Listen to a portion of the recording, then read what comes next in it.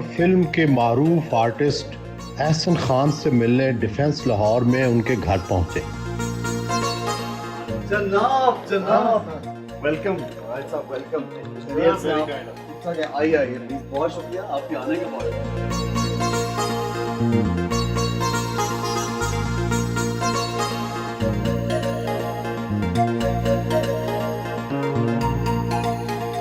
पैदा तो बरतानिया में हुए, लेकिन गवर्नमेंट कॉलेज यूनिवर्सिटी में पढ़ते पढ़ते शोबिस की तरफ चले गए। जाना तो आपको मिलिट्री में था। बिल्कुल सही कहा। वालिदैन की, जैसा आप जानते हैं, ख्वाहिश होती है हमेशा कि उनका बेटा जो है वो या तो डॉक्टर बने या फ़ौज में जाए, ताकि माँ बाप एक प्राइड महसूस करते हैं अपनी औलाद में। और फिर आज से तकरीबन 10-15 साल पहले अगर हम चले जाएं पीछे, तब तो ये कुछ सालों में शो बिज़नेस ज़रा ज़्यादा, वो कहते हैं ना, एक ग्लैमर ऐड हो गया और लोगों ने थोड़ा नॉर्मलाइज उसको कर लिया ना 15-17 साल पहले। और इन माई फैमिली, बिकॉज आसपास कोई इस फील्ड में नहीं था, तो उनको बड़ी हैरत हुई जब मैंने कहा मुझे एक्टर बनना है। They were like literally shocked, because उन्होंने कहा भाई फैमिली में तो कहे नहीं, बट वो ये ज़रूर जानते थे कि बचपन से स्कूल हो कॉलेज हो, कहीं उसको ड्रामा करने का, एक्ट करने का, घर में कोई इवेंट हो तो उसमें गाना गाने का, डांस करने का, तो बड़ा। पढ़ाई मुकम्मल की या पढ़ाई छोड़कर शोबिस में आ गए? मास्टर्स अल्हम्दुलिल्लाह कंप्लीट कर लिया बड़ी मुश्किल से। Masters in what? English literature. And I started working before that. I remember I was 14 और 15। एक सीन भी किया मैंने, पीटीवी पहुंच गया किसी के ज़रिए, और वहाँ जाके वो एक, मुझे याद है, सबा हमीद साहिबा का एक प्ले बन रहा था और कश्मीर के ऊपर एक ड्रामा बन रहा था। तो मैं वो डायरेक्टर साहब के कमरे में गया, इजाज़त थी कि जी ऑडिशन देने आया हूँ। उन्होंने कहा अच्छा जी चंद लाइनें आपसे ही बुलवाते हैं। वहाँ पे बहुत रश था, काफ़ी बच्चे बैठे हुए थे, कुछ बड़े थे, कुछ एक पूरी सिचुएशन बनी हुई थी। तो I remember saying one line, और आई ऑल्सो रिमेंबर कि पीटीवी के उस लाइन के बाद वो जो एक ऊपर से आवाज़ आती है कि भाई तुमने तो बहुत अच्छा बोला, तो उससे एक हौसला अफजाई कि भाई बस एक ख्वाब होता ना एक जहन में कि मैं तो एक्टर ही बनूंगा बस। तो बस कोशिश की और आपके सामने थोड़ा बहुत जो कर रहे हैं। आपके वालिद इफ्तिखार खान का शोबिस की दुनिया से मिलना जुलना था। मोहम्मद अली, ज़ेबा, बाबरा शरीफ, ये तो आपके घर भी आते थे। उनका असर तो नहीं आप पर पड़ गया? उनसे मिलना जुलना इस सिलसिले में था कि my father had a restaurant on mall road, which is, I am talking about 79-80s के दौरान, जो उन्हीं से मैंने सुना। और उन्होंने उस रेस्टोरेंट के लोअर पोर्शन में एक थिएटर भी आगाज़ किया।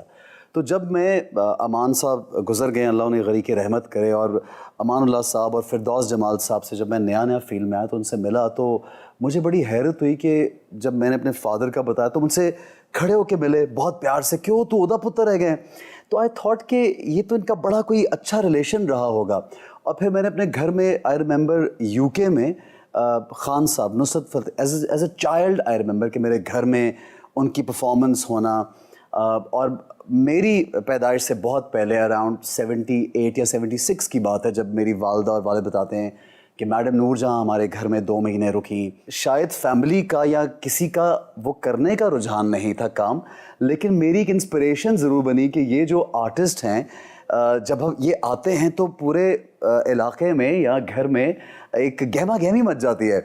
सो वो एक as a child, I think आप ने बिल्कुल सही कहा कि एक बैक ऑफ द माइंड में वो आया कि वो जो एक ऑरा बनता है आर्टिस्ट का, वो बड़ा एक खूबसूरत ऑरा होता है। दिलचस्प बात यह है कि आपके एक जुड़वा भाई यासर भी हैं और वो शोबिस में नहीं आए। आमतौर पे तो देखा है कि जुड़वा भाइयों की बहुत सी आदत मुश्तरका होती हैं, इकट्ठे ही एक जैसे कपड़े पहनते हैं।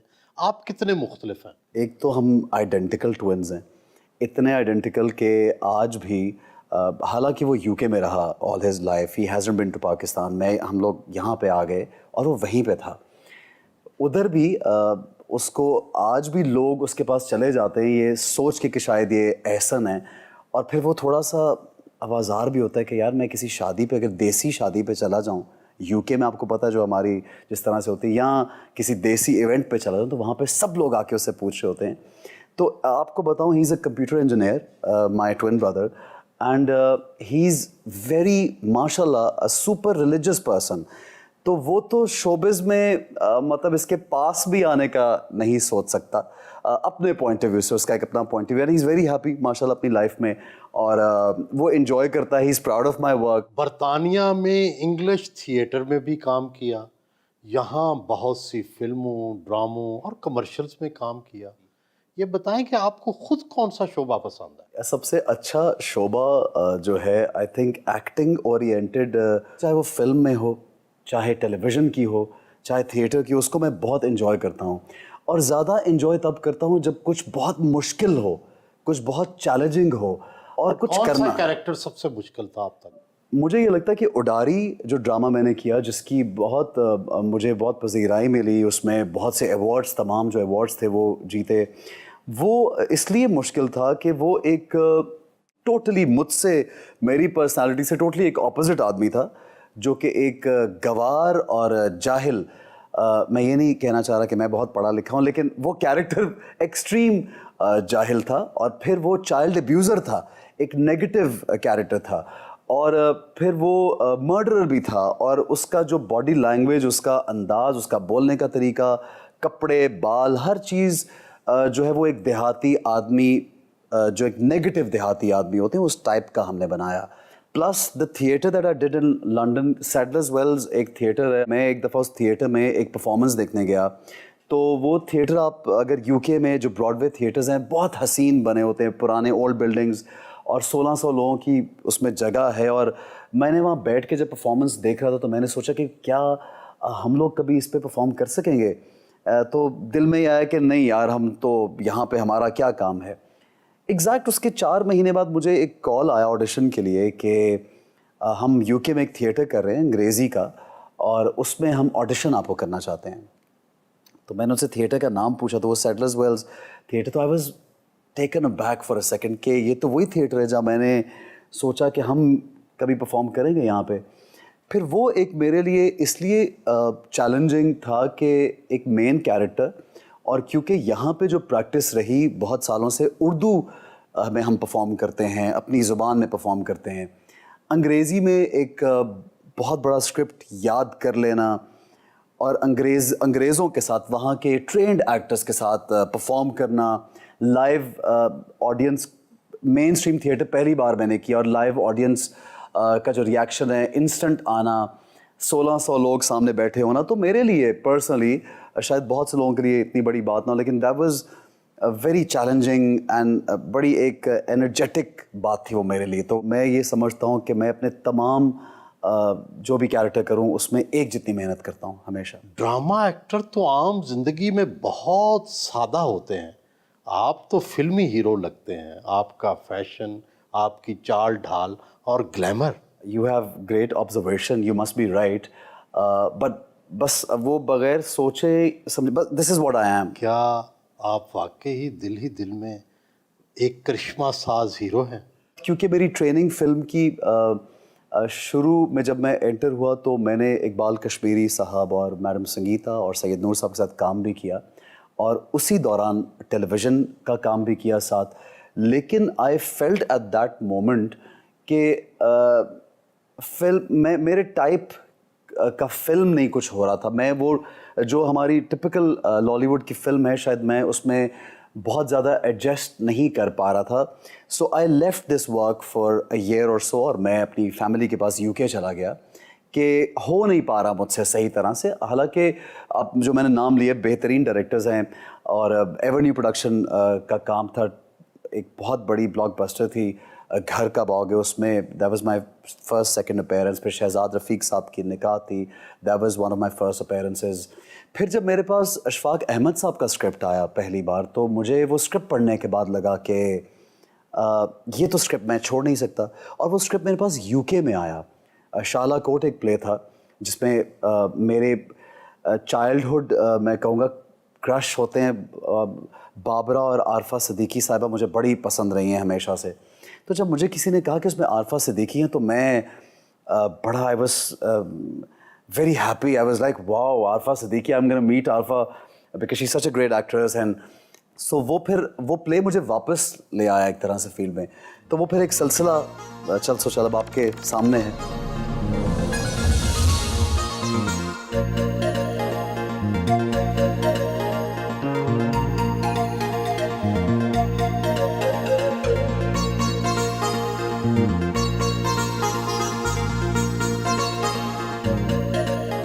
ये आपके लिए मुर्ग चने हैं, ये निहारी है। नाश्ता दोनों बेटों के हमराह किया। बाबा कभी कभी हमारे साथ बॉक्सिंग करते हैं और लाते हैं तो मैं बोलता हूँ मत लाया करें। रुला देते हैं आपको, ज्यादा जोर की मार देते हैं? नहीं, ऐसे खेलते हैं लेकिन रुला लेते हैं। जरा टफ करना भी तो जरूरी है ना बच्चों को। और आपको क्या समझाते हैं? समझाते हैं कि छोटे भाई को मारा मत करो और तंग मत करो। आप तंग करते हैं या ये तंग करता है आप? अकबर ज्यादा करता है। आप सीरियस हैं?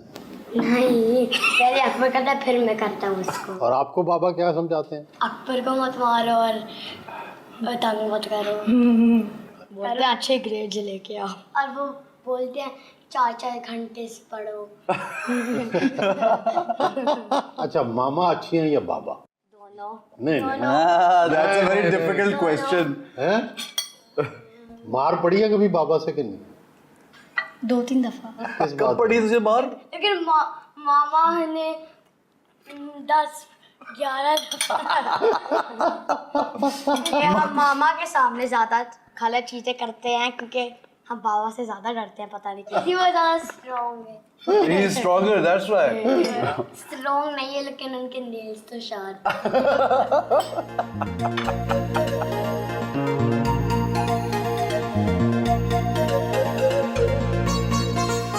ही इज़ वेरी लविंग एंड जो इनके बारे में एक यूनिक बात है, मैं इनको कहती हूँ कि I think he has telepathy.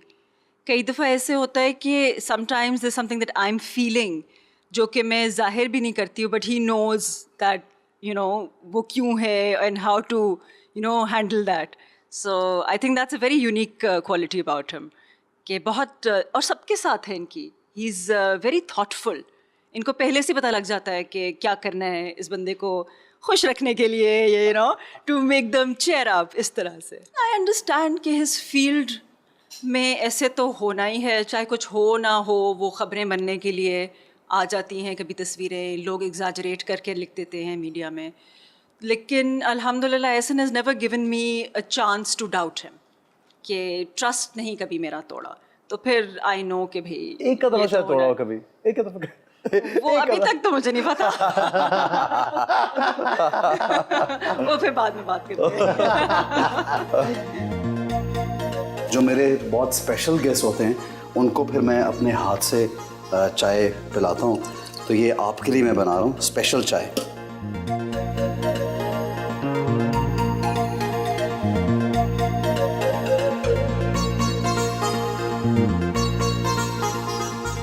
प्यार से भरी हुई शख्सियत है, एक वक्त में 2-2, 3-3 प्यार भी कर सकते हैं।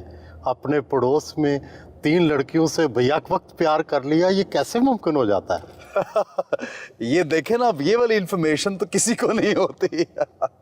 आई थिंक एक अटैचमेंट होती है यंगर एज में, आप की पसंदीदगी भी होती है, कुछ मुख्तलिफ लोगों के साथ अटैचमेंट होती है, कुछ किसी की कोई अदा पसंद आ जाती है, किसी की कोई एक छोटी सी चीज़ आपको पर्सनालिटी में कोई चीज़ अच्छी लगती है, तो वो नेचुरली आप उस तरफ अट्रैक्ट होते हैं। और ये तो एक बड़ा एक नेचुरल आई थिंक चीज़ है। भैया वक्त 3 से कैसे मुमकिन है? बैक वक्त 3 से भी कोई इतनी मुश्किल बात तो नहीं है। सुहेल साहब, ये लोग बताते नहीं है, लेकिन बैक वक्त 1-2 से तो ख़ास तौर पे अपने टीन्स में तो हो ही जाता है जनाब। लेकिन वो बात ये है ना कि फिर आप वक्त के साथ साथ फिर आप सीखते भी हैं और अपने आप को इम्प्रूव भी करते हैं कि अब एक ही से करनी है मोहब्बत। स्कूल के ज़माने में भी आशिक मिजाज थे। एक दफ़ा लव लेटर पकड़ा गया, वालदैन से डांट भी पड़ी, लड़की भी नाराज़ हो गई। मैं ये समझता हूँ कि अगर कोई आशिक मिजाज नहीं है तो उनसे ज़रूर पूछना चाहिए कि वो क्यों नहीं है, सब खैरियत तो है। तो इसलिए आशिक मिजाज होना तो एक इंसान की जबिलत में शामिल है। आपको लोग पसंद आते हैं, आप प्यार भी करते हैं, और एक यंगर एज में बड़ी एक मासूम एज होती है। और ये जो आपने बात की, ये I think I was in class 5th और 6th, तो लिख दिया लव लेटर और वो पकड़ा भी गया। और आई रिमेंबर कि अम्मी से बहुत जो है ना मार भी पिटी इस बात पे। पोलो खेलने के शौकीन हैं, अपने दोस्त के फार्म हाउस पहुंचे।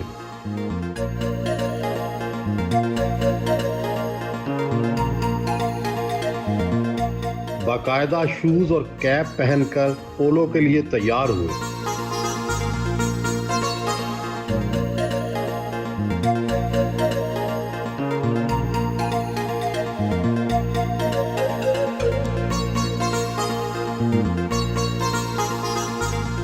पोलो की प्रैक्टिस की।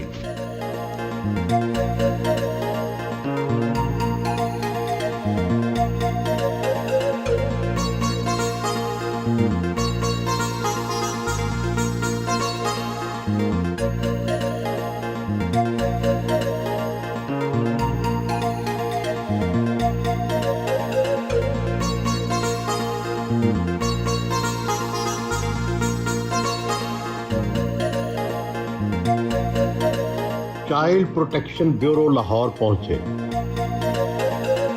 चाइल्ड प्रोटेक्शन ब्यूरो की चेयरपर्सन सारा अहमद खान ने इस्तकबाल किया। पंजाब हुकूमत ने एहसन खान को चाइल्ड प्रोटेक्शन ब्यूरो का सफीर मुकर्रर कर रखा है। एहसन खान को चाइल्ड प्रोटेक्शन ब्यूरो की कारकर्दगी पर ब्रीफिंग दी गई। आज हम लोग बहुत शुक्रगुजार हैं एहसन खान के कि वो अपना टाइम निकाल के चाइल्ड प्रोटेक्शन ब्यूरो तशरीफ़ लेके आए हैं बच्चों के साथ वक्त गुजारने के लिए। एहसन का पहले भी मैंने ड्रामा देखा है उडारी में, जो इन्होंने रोल प्ले किया, चाइल्ड अब्यूज़ जैसा सेंसिटिव टॉपिक को इन्होंने उसको हाईलाइट किया अपने शो में। उसको देखते हुए हमने इनको अपना ब्रांड एम्बेसडर बनाया है और आगे भी इनके साथ काम करेंगे, क्योंकि जिस तरह कोई मीडिया मीडिया पर्सनैलिटी मैसेज पहुँचा सकता है लोगों तक, कोई और इतना इफ़ेक्टिवली नहीं वो पहुँचा सकता है। अदाकारी के साथ साथ फलाई कामों में भी बढ़ चढ़ कर हिस्सा लेते हैं। यतीम और बेसहारा बच्चे बच्चियों के साथ क्रिकेट खेली, निशाने भी लगाए।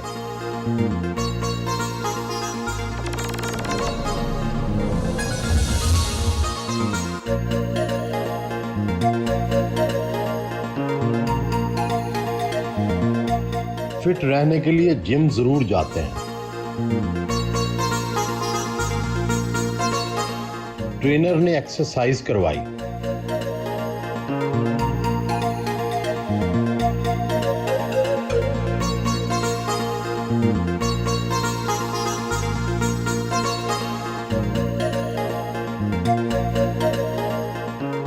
बलौरी आंखें, खुश शक्ल और फिर ऊपर से दिल फेंक।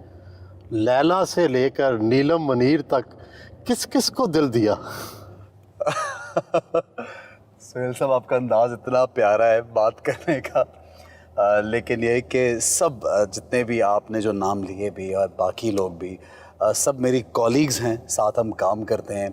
एक अच्छा रिलेशनशिप, अच्छी दोस्ती सभी के साथ मैं शेयर करता हूँ और बस यही है कि वो काम करते करते आप लगता ऐसे है कि बहुत करीब हैं, लोगों को ऐसा गुमान होता है, जबकि आई थिंक सबकी अपनी रिजर्वेशंस और फैमिली सेटअप जहाँ जहाँ डिग्निटी का ताल्लुक़ है वो भी रखते हुए एक जैसे एक नॉर्मल दोस्ती होती है, उस तरह इस फील्ड में मैंने हमेशा दोस्ती शेयर की है। क्या कोई यंगस्टर आपसे मशवरा करना चाहे कि मैंने फुल टाइम एक्टिंग करनी है, मेरे रोज़गार का अच्छा बंदोबस्त हो जाएगा, तो क्या वाकई एक्टिंग में इतने पैसे हैं? जी हाँ, मुझे लगता है कि कुछ सालों से हमारा टेलीविज़न मीडिया, हमारा कमर्शियल पॉइंट ऑफ व्यू से and TVC medium and film medium has really picked up, it has improved immensely. और जब फ़ी स्ट्रक्चर की बात आती है तो बहुत ज़्यादा इम्प्रूवमेंट हुई है। अब सुहेल साहब, गारंटी तो दुनिया के किसी भी काम में नहीं है। हाँ, बस एक बात है, अगर इतना पोटेंशियल किसी में है कि वो एक सर्टन कैटेगरी में फॉल करता है, क्योंकि मैं ये क्लियर करना चाहता हूँ कि अगर आप ए और ए प्लस कैटेगरी में फॉल करते हैं तो आपका फ़ी स्ट्रक्चर डिफरेंट होता है, जबकि स्ट्रगलिंग एक्टर का फ़ी स्ट्रक्चर बहुत डिफरेंट होता है। तो अगर आप अपना बहुत सा टाइम इस फील्ड को दे करके, बहुत कुर्बानियाँ दे करके एक सर्टन पॉइंट पे पहुँच के आप पैसे कमाने लगें, तो फिर तो आई थिंक ये फील्ड बहुत अच्छी है। लेकिन अगर आप ये सोचें कि इस फील्ड में आते ही, कदम रखते ही आपका दाम जो है वो मुँह मांगी आपको कीमत मिलेगी या आप बहुत ज़्यादा अर्न करेंगे, तो वो बहुत लोगों की गलत फहमी है। नस्वानी हुस्न में क्या पसंद है? बाल, आँखें और गाल, क्या चीज़ अच्छी लगती है जिससे अट्रैक्ट होते हैं, कशिश महसूस करते हैं? लंबे बाल जैसा आपने कहा एक बहुत मेरे लिए बड़ा एक ज़बरदस्त अट्रैक्शन पॉइंट है अट्रैक्ट होने के लिए, और ये बड़ी एक टिपिकल सी बात है, लेकिन मुझे लगता है कि ख़वातीन का आधा हुस्न जो है वो उनके बालों में छुपा होता है। तो लंबे बाल जो हैं वो बड़े एक रोमांटिक और ख़ूबसूरती उसमें नज़र आती है। उसके अलावा आप अगर मैं आपको ये कहना चाहूँ कि पर्सनालिटी ट्रेट्स जो इंसान के होते हैं, मुझे ऐसा लगता है कि जो लड़कियां इंटेलिजेंट होती हैं, जो लड़कियां आपको प्लस करती हैं, यानी आपके साथ अगर ज़िंदगी गुजार रही हों या आपकी ज़िंदगी में शामिल हों, तो आपको ऐड अप करें वो बहुत से मामलात में। वो इंटेलिजेंस भी हो सकता है, वो आपकी ग्रूमिंग हो सकती है, वो आपका अंदाज़े बयां हो सकता है, वो आपकी एजुकेशन हो सकती है, आपकी चॉइसेस हो सकती हैं। तो वो जो लड़की आपकी ज़िंदगी में प्लस करे, आई थिंक वो बड़ी अट्रैक्टिव लड़की होती है मेरे लिए, कि जो इंटेलिजेंट किस्म की खातून जो हो।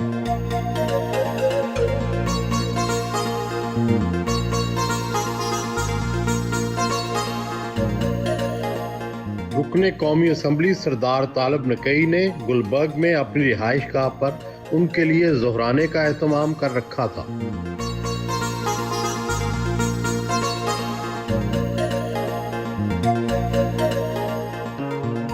He is a very dignified person, बहुत प्यार वाला बच्चा है।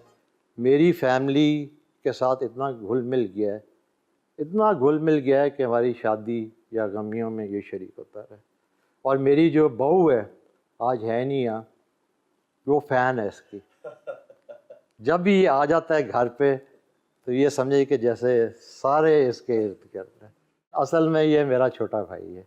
सिमिलरली इस फादर ज़बरदस्त आदमी है। दिल तो उनका था कि एक्टर बनने को, ये नहीं पता था कि उनका बेटा एक माशाल्लाह माशाल्लाह नज़र ना मेरी लगे, एक ज़बरदस्त एक्टर मेरा छोटा भाई और मेरा फेवरेट एक्टर है। मुझे तो इसका अभी ड्रामा एक रिसेंट चल रहा है आपके जियो पे, बंदे एक डोर से, ज़बरदस्त प्ले है इसका। देखिए मैं देख रहा हूँ उसको, रिपीट को भी देखता हूँ, और जिस दिन आता है जुमेरात भी दिन भी मुझे याद है। ये एहसन खान का इंट्रोडक्शन है, ये तो बहुत छोटा सा इंट्रोडक्शन है, इससे बहुत बड़ा है ये। अदाकारा रेशम से मिलने उनकी रिहाइशगाह पहुंचे।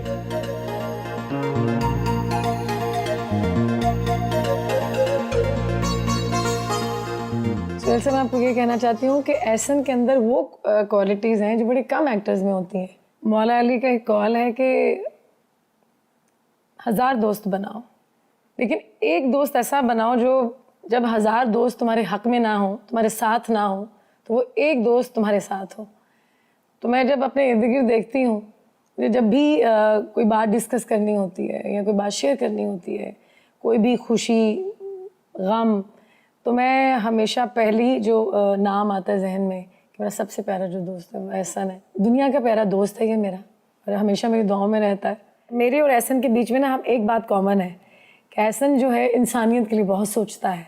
जहाँ तक बात रही कलीग की, तो इनके साथ काम भी बहुत किया, ट्रैवलिंग की। मैं पहली दफ़ा जब अमेरिका गई तो एहसन मेरे साथ थे, तो वो मुझे ट्रिप भी याद है। और मैं अक्सर वो जो मैनहट्टन में जाती थी तो रोड्स पे जाके थक जाती थी, मैं ज़मीन पे बैठ जाती थी और एहसन बहुत हंसता था। तो मेरी जो सबसे ज़्यादा अच्छी यादें हैं किसी अगर एक्टर के साथ हैं, तो वो काम करते हुए तो वो एहसन के साथ है। क्योंकि अगर मैं इसको दोस्त देखूं, दुनिया का बेहतरीन दोस्त, अगर बेटा देखूं तो अपने माँ बाप के साथ बेहतरीन बेटा, अगर मैं इसको हस्बैंड देखूं शौहर के तौर पे, अपनी वाइफ से बहुत प्यार करते हैं, बच्चों से बहुत प्यार करते हैं।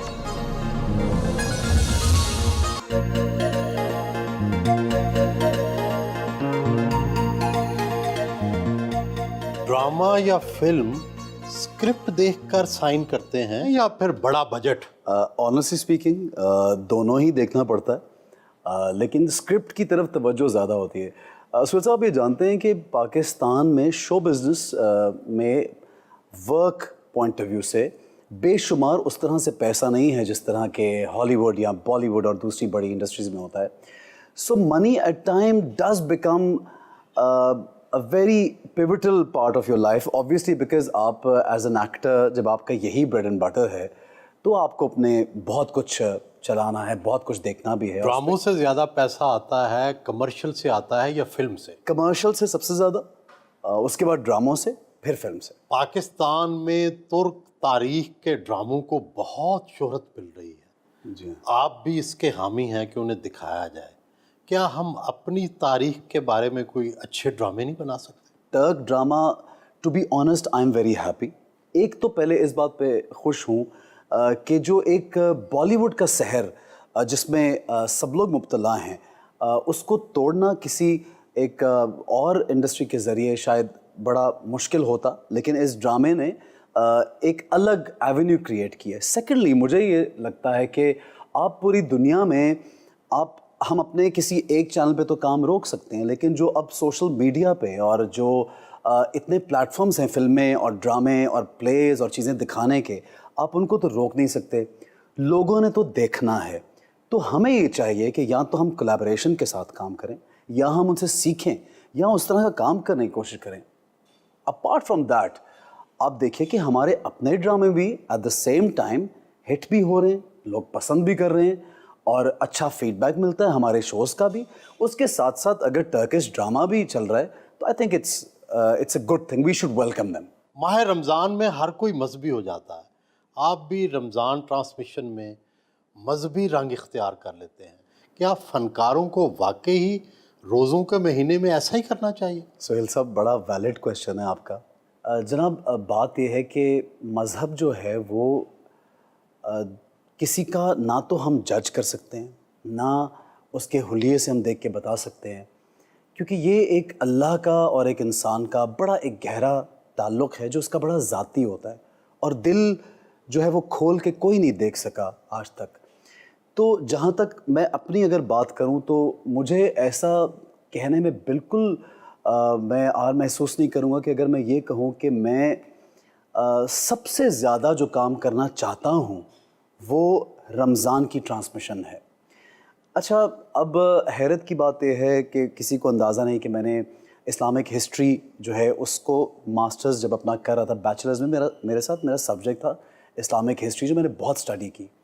उसके साथ साथ मेरी वालदा को, जो मैं वैसे तो माँ बाप का आप कुछ भी रिटर्न नहीं कर सकते, तो मेरी वालदा की ने जो बेहतरीन चीज़ मुझे वो ज़िंदगी में दे सकी वो मज़हब से इश्क व मोहब्बत, रसूल खुदा सल्लल्लाहु अलैहि वसल्लम से मोहब्बत।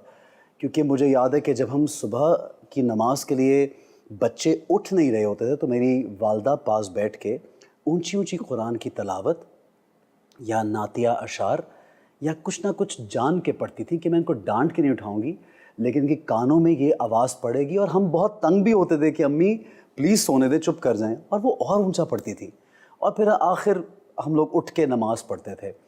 और अल्हम्दुलिल्लाह उन्होंने मज़हब की जो मोहब्बत, नमाज की आदत, हर चीज़ जो सिखा दी है, तो मैं समझता हूँ कि मेरी माँ अगर मुझे कुछ भी और ना देती तो ये मेरे ऊपर एक बहुत बड़ा उनका एहसान है जो मैं दुनिया और आखिरत में नहीं उतार सकता। तो जब मैंने टेलीविज़न का वो प्रोग्राम शुरू किया तो मुझे तब ये अंदाज़ा हुआ कि टीवी पर भी हम मज़हब की बात कर सकते हैं एक्टर्स, और सवालात कर सकते हैं, क्योंकि उलमा कराम सामने बैठते हैं और मुख्तलिफ़ फ़िक़ा से वो आप अहले तशरीह। लेकिन कई उलमाए कराम को एतराज़ है कि आप उनकी जगह ले रहे हैं। नहीं, बिल्कुल, शायद कुछ ऐसे होस्ट हों जो ये करते भी हों, लेकिन आप यकीन करें सोहेल साहब, मैंने कभी ये कोशिश नहीं की कि मैं अपनी स्क्रिप्ट से या अपने सवालात से बढ़ के कभी कोई बात करूं, क्योंकि जो माहिर है जिस काम में वो बात करता हुआ अच्छा लगता है। हाँ, जहां हमें लगता है कि ये बात मुस्तनद है और पढ़ी हुई है तो वो ज़रूर करते हैं। और सोहेल साहब, ये 5-6 साल मुझे हो गए ये काम करते हुए रमज़ान ट्रांसमिशन का। आप यकीन कीजिए कि मेरी पर्सनालिटी इन 6 सालों में शायद विजुअली इतनी चेंज ना हुई हो लोगों के सामने, लेकिन मैं एक internally I am a different person. सब कहते हैं कि आपकी छठी हिस्स बहुत तेज़ है, क्या वाकई आपको आने वाले वाक़यात का पहले से पता चल जाता है? सोहेल साहब, ये सब कौन है?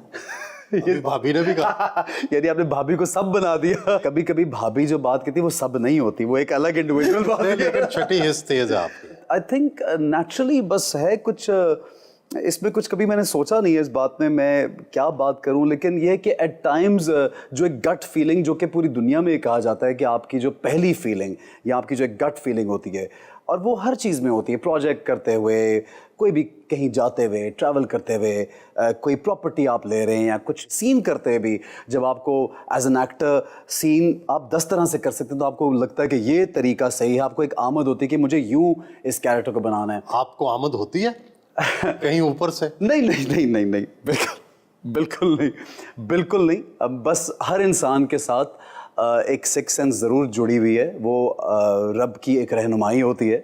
तो आई फील कि जब आप उसको जितना पॉलिश करते हैं तो फिर आप यूजुअली आप की अगर वो सिक्स सेंस काम करने लगे तो फिर आप फैसले ज़िंदगी में बेहतर जिंदगी में कोई ना कोई ऐसा वाकया तो हुआ होगा जब छठी हिस्स ने बहुत कामयाबी से काम किया हो। शादी जब मैं कर रहा था, क्योंकि जाहिर है मेरी नेबर हैं, मेरी जो मिसेस हैं, और I know her before marriage also. मैं 6 साल पहले शादी से इनको जानता हूँ। आप समझते हैं कि आपकी छठी हिस्स ने सही फैसला करा दिया, सही फैसला करा और गलत फैसले से बच गया। कहीं और करने लगे थे? नहीं करने ही लगा था, लेकिन आपको पता है एक बहुत सी ऑप्शंस तो होती हैं इंसान के पास। तो अदाकारी के साथ साथ दर्द दिल भी रखते हैं, कभी दीवारे मेहरबानी, बाजारे मेहरबानी, और फिर कभी रिज्क दस्तरखान। ये आइडिया कहाँ से आए? ये आइडिया सुहेल साहब एक इत्तेफाक की बात है कि पर्सनली तो हम सब कहीं ना कहीं कोशिश करते हैं किसी की मदद भी करें और कोई काम भी करें किसी के लिए। ये एक वाक़या ऐसा हुआ कि मैं अपनी वालदा के साथ बाज़ार गया तो एक शख्स मेरे पास कुछ पैसे मांगने आया, और वो अंग्रेज़ी में मुझसे गुफ्तगू करने लगा। तो उसका जो हुलिया था वो उसकी मैच नहीं कर रहा था ज़ुबान के साथ, क्योंकि फटे हुए कपड़े और बुरा हाल। तो मुझे उसको देख के मुझे बहुत इस तरह से तकलीफ़ हुई कि उसने मुझे ये कहा कि I've done my masters and I had a great family and I was living in a beautiful house, but my brother took everything। और मैं 6 साल से एक कोठरी में रह रहा हूँ। और तो मैंने उसका एक वीडियो बनाया, और वो वीडियो मैंने अपने फेसबुक पे पोस्ट कर दिया, और मैंने लोगों से कहा कि मैं इनकी मदद करना चाह रहा हूँ, अगर आप में से कोई करना चाहता है जो दोस्त अहबाब है। वो वीडियो रातों रात वायरल हो गया है, यहाँ तक कि I received a call from India also, I received a call from UAE also, के बहुत और चैनल्स वगैरह सब लोग उनको मिलना चाहते थे। लेकिन मैंने उस शख्स को अभी दारुस्सकून एक जगह है कराची में, तो मेरी उनसे, क्योंकि उनके लिए हम काम करते रहते हैं, मैंने उनसे बात की कि ये साइकोलॉजिकल इश्यूज़ भी हैं इनको, और ये बहुत एक अच्छी फैमिली के शख्स थे जिनके साथ बहुत प्रॉब्लम हुई, तो आप इनको प्लीज़ अपने घर में, अपने दारुस्सकून में जगह दे दीजिए। उनको रखवा दिया एक जगह पे। उसके बाद से सुहेल साहब मुझे ये लगा कि जब आप सोशल मीडिया पे कोई चीज़ अनाउंस करते हैं तो लोग बहुत बढ़ के हेल्प करते हैं। तो मैंने कराची में ईरान की एक दीवार मेहरबानी में आइडिया मैंने देखा कि लोग अपना सामान छोड़ जाते हैं, और किसी को कोई सफ़ेद पोश आके खामोशी से उठा के ले जाता है। तो मैंने बहुत सा सामान जमा करना शुरू किया, लोगों को फ़ोन किए कि तुम्हारे पास पुरानी कोई बर्तन है, कोई पुराने कपड़े हैं, मुझे दो। तो मैंने वो एक दीवार बनाई वहाँ पे कराची में, और पूरा एक सिस्टम शुरू किया, और उस तरह बहुत लोगों ने शुरू किया। फिर दस्तरखान का आगाज़ किया, फिर बहुत से लोगों को शामिल किया, TCF स्कूल से लेके, फिर USA से लेकर के यहाँ पे जहाँ पे चैरिटेबल शौकत खानम का काम हो, किसी और हस्पताल का काम हो, इंडस हॉस्पिटल, SIUT, और बेशुमार ऐसे इदारे हैं जिनको मैं इंडोर्स करता हूँ, सपोर्ट करता हूँ। और आप यकीन कीजिए सुहेल साहब, इतने लोग मुझे फ़ोन करते हैं कि हमारा ये काम कर दीजिए, कि कभी कभी मैं परेशान होता हूँ कि मेरी तो इतनी शायद पहुँच या इस्तात नहीं है, लेकिन मुझे क्यों इतने फ़ोन आ रहे हैं। फिर देन आई फील, जहाँ पे आप सिक्स सेंस की बात करते हैं, फिर मुझे वो ये फीलिंग होती है कि शायद मैं एक ज़रिया बन सकता हूँ किसी का। तो फिर मैं आउट ऑफ द वे जाके तमाम काम छोड़ के ये कोशिश करता हूँ कि लोगों का काम हो जाए। पसंदीदा गुलकार कौन से हैं और पसंदीदा अदाकारा कौन से? आबदा परवीन साहिबा मुझे बहुत पसंद है। आई थिंक रेशमा और Abida Parveen are my favourite, all time favourite. अगर आप यंगर लॉट में न्यू मेल सिंगर्स की बात करते हैं तो आसिम अजहर और आतिफ असलम मुझे बहुत पसंद है, राहत बहुत पसंद है। अभी रिसेंट डेज़ की अदाकाराओं में से I think Saba Qamar is one of the top actresses we have, and Sajal is wonderful, Mahwish Hayat is too good, और रेशम बहुत अच्छी अदाकारा है हमारी एक फिल्म की, और आई थिंक यहाँ पे तो कोई एक्टर्स की सपोर्ट नहीं है, कोई यूनिवर्सिटी नहीं है, कोई स्कूल नहीं है, लेकिन आप ये देखिए कि यहाँ के अदाकार और अदाकाराएँ इतने ज़बरदस्त हैं कि उनको आप दुनिया के किसी प्लेटफॉर्म पे खड़ा कर दें, वो कहीं किसी से कम नहीं है।